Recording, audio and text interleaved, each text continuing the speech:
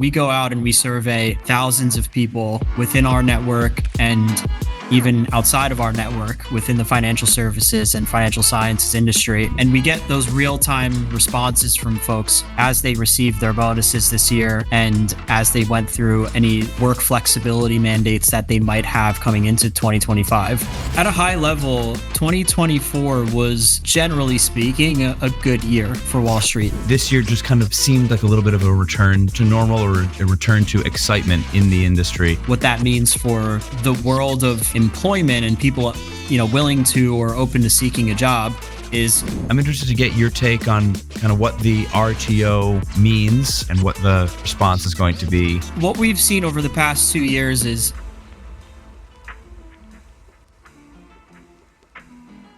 every year, Selby Jennings produces a bonus and salary survey report to provide empirical data based on responses from the financial sciences and services industry. The aim is to equip clients with insights and strategies needed to effectively hire, develop, and retain top talent in today's competitive landscape, and help candidates navigate the ever-changing job market. The report shares findings on the market's reactions to the latest bonus payouts, what this means for attrition and creating competition amongst firms from all sectors within finance, and what benefits candidates are primarily motivated by. My guest is the best person at Selby Jennings to provide context around our industry-wide findings, U.S. Head of Selby Jennings, Ben Hodzic.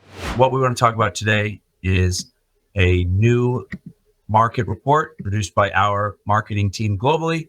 It's the Financial Sciences and Services Talent Report for 2025. For starters, let's just kind of get into the general summary of the report and what we think that means from a candidate and client perspective. It's one of the more exciting reports that I think, honestly, we produce as a business. And the reason I say that is because it's based off empirical data, right? So we go out and we survey thousands of people within our network and even outside of our network within the financial services and financial sciences industry. And we get those real-time responses from folks as they received their bonuses this year and as they went through any adjusted pay increases to their salaries or adjusted work flexibility mandates that they might have coming into 2025. So it's a really exciting report for us. We really like producing it, and our clients generally love it because it provides a really good bird's eye view of how things are shifting within the industry. And it's a really extensive, comprehensive report. It covers a lot of different sectors for us in Selby Jennings. As a business, we recruit across the front office, we recruit across the middle office, and we also recruit across the back office. And within a lot of those, functions, pay, bonuses, target bonuses, it all looks very different. And this report really helps us to get a good snapshot of how certain people are feeling about pay for the year within these different functions and how it measures up to previous years. So it's a really extensive, kind of all-inclusive report across all different types of job functions that we service and that we support as a Selby Jennings business that we're really excited to kind of have at the finish line right now. Awesome. So further to that point, is there anything maybe specific or a broad general takeaway from your initial findings or from your initial reactions to the report, or as it pertains to or reflects the financial services industry? Yeah, so at a high level, 2024 was, generally speaking, a good year for Wall Street. It was a good year for financial services. It was a good year for financial sciences. And a majority of the folks that we surveyed had their bonus expectations met, right? Were either in line with their expectations or exceeded their expectations. And it's really cool to see that even based off our own research and our own data, that's also mirrored in a lot of the other kind of commentaries you find right now across the media outlets where, a lot of front office, investment banking, investment management, and sales and trading professionals last year were able to reap a lot of the rewards of the big profits that a lot of the banks and a lot of the buy side community brought in last year. So we've seen that in our report, generally that, expectations were met and people were quite happy with their bonuses last year. It's hard to give a kind of broad brushstroke opinion or really provide much detail as far as specifics go, because it is a really inclusive report where we survey folks that work in all different types of functions: finance and accounting, risk management, technology, all the way up to the front office, portfolio managers and traders that we work with. So, bonus variance and expectations, they vary quite drastically as far as how people are compensated. But yeah, it was a good year overall, and that's directly reflected in the survey results, which is a good sign, and it's a good indication that people were able to take home good bonuses last year. Yeah, and I mean, for us, right, as an agent to the industry, good news is always best for us, naturally. But after the last couple of years, I think, at least for me, the way I view it, after the last couple of years, the bonus payout and the general bonus response has been, I think, tepid at best, right? Whether it was due to socio-political or global economic reasons. But generally, most employees weren't as excited as they had been the previous years, right? Before 23, 24, kind of excluding COVID as a year. And this year just kind of seemed like a little bit of a return to normal, or a return to excitement in the industry, as you say, with bonus expectations being met, some exceeded, some high performers being recognized, and groups being recognized and paid out for their efforts. Not just that, but for us as an agency who obviously represents talent or will work with clients, another way that I kind of see that is in the attrition, what that means for attrition. The last few years, people haven't moved because where are they going to go, right? If bonuses are down or underwhelming across the street, there's not really any impetus or excitement to make a move. This year, to your point, if more individuals are excited, sure, that obviously means that it gives them incentives to stay, but it also, in a way, gives candidates an incentive to at least consider other moves because other places are also paying well, or maybe they've earned what they've wanted to in their current role and are open to experiencing or exploring new challenges and new organizations. Would you agree to that? Yeah, definitely. I think if we look back, let's call it 3 years, right? Yep. 2022, 2023, we had a very dormant employment market, right? And what that meant was companies weren't really willing to, offer a big pay bump to folks for moving. And what that led to is a lot less musical chairs and a lot more people willing to ride it out, stay with their current employer, and Exactly. Hope Exactly. things improve. And if you fast forward to last year and the start to this year, we are seeing a little bit more of an appetite to move, and we're seeing a little bit more of an appetite from clients to really try to put their best foot forward to attract the best people, whether that means giving more sizable salary increases, more on target bonuses for the year, guaranteed bonuses, sign-on bonuses.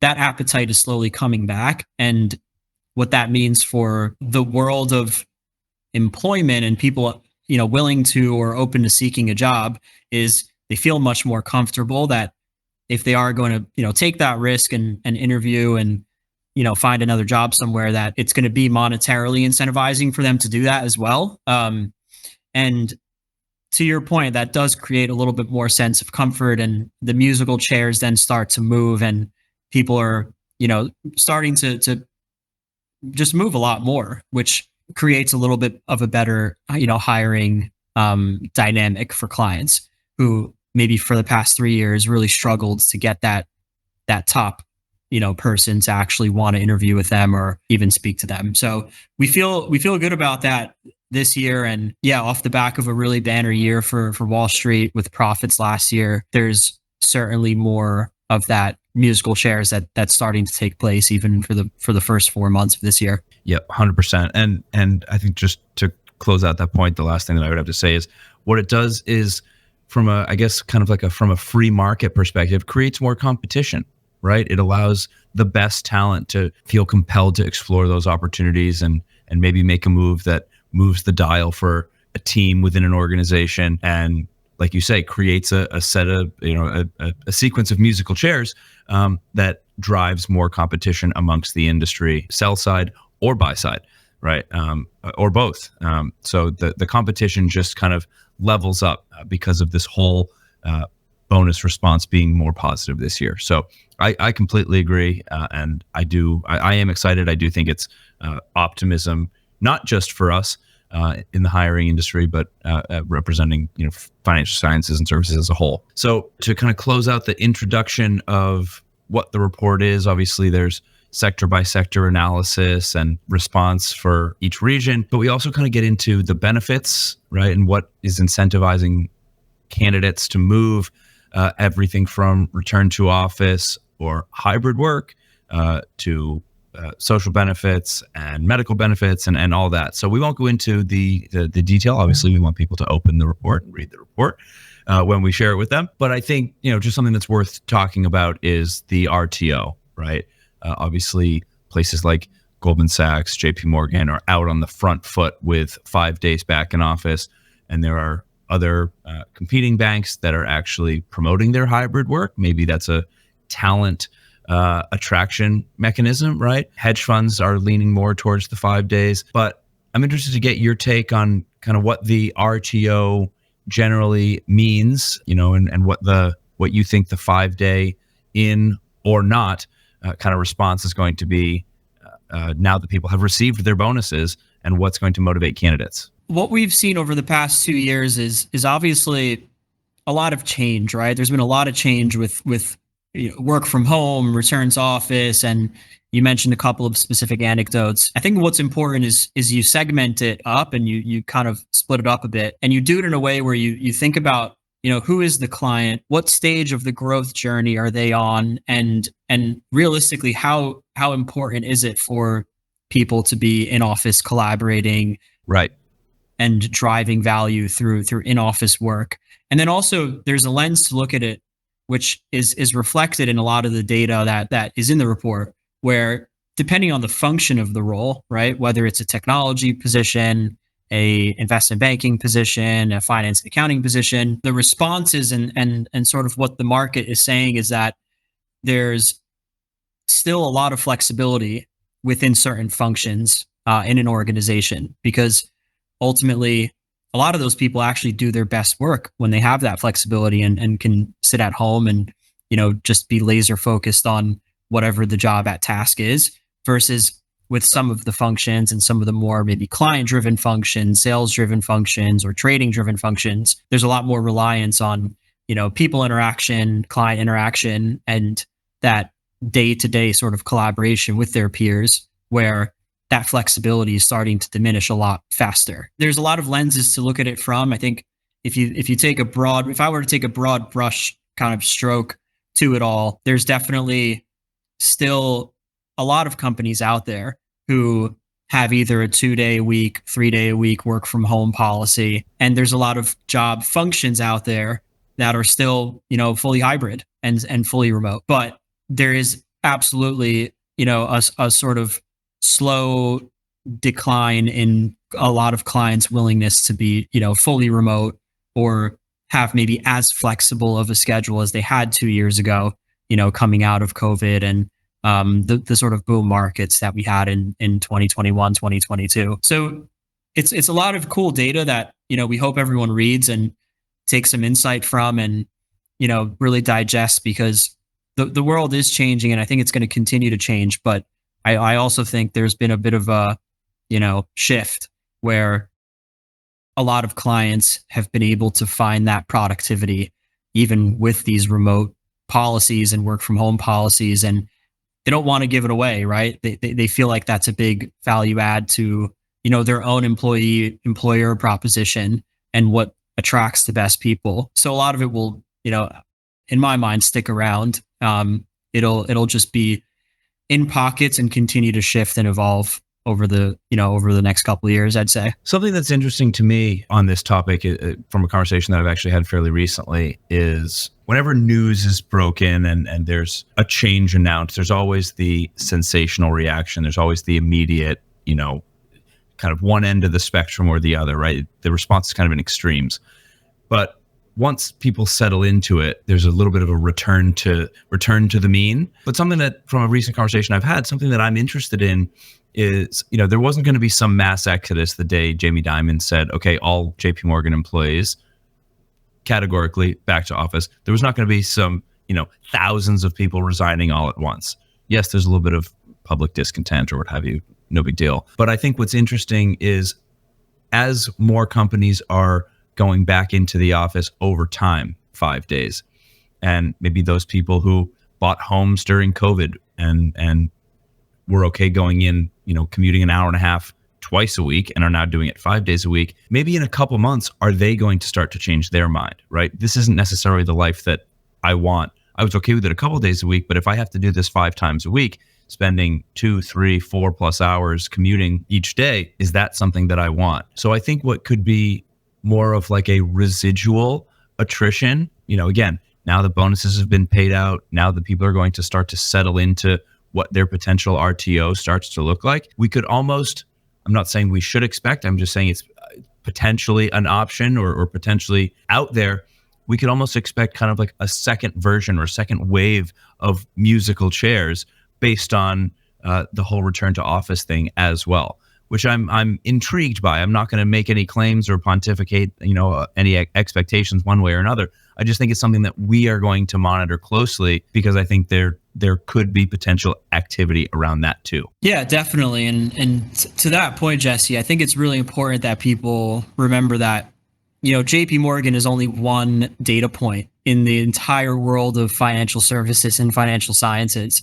And they are, one of the biggest for sure. However, that doesn't mean they're the only ones out there that are, either hiring or a good place to work. There's thousands of examples of financial services companies, whether it's in the private market sector, insurance, fintech, asset management, you name it, right? Where they haven't really adopted that same firm stance that JP Morgan has, or some of these companies that are in the headline news have. And I think that, the data in our report also shows that, right? That while there is a bit of a decline, companies' willingness to have full remote or full flexibility, it's really marginal, right? There's still so many companies out there that have either a 2-day-a-week work from home policy, or have really not adjusted their return to office much at all over the past 2 years. So as